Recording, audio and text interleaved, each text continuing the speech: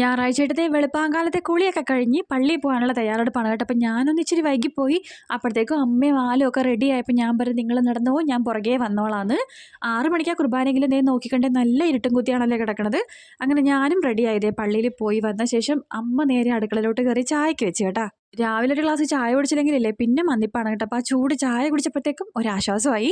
അപ്പം ഞാൻ പറഞ്ഞു, രാവിലത്തെ ചായക്കുള്ള പലഹാരം ഞാൻ ഉണ്ടാക്കിക്കോളാം, അമ്മ ഉച്ചക്കത്തെ പണി നോക്കിയാൽ മതിയെന്ന്.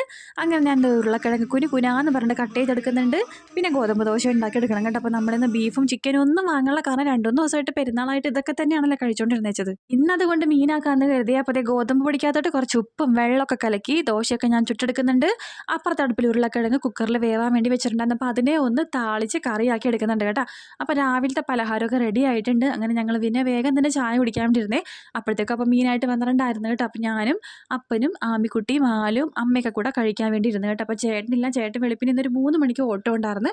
അപ്പോൾ ആൾ പോയേക്കണാണ് കേട്ടോ. അപ്പോൾ അതേ കണമ്പിനാണ് കിട്ടിയേക്കണത്. അപ്പോൾ അമ്മ മീൻ വെട്ടി തേച്ച് കഴുകാമെന്ന് പറഞ്ഞ് അങ്ങനെ ഞങ്ങളതേ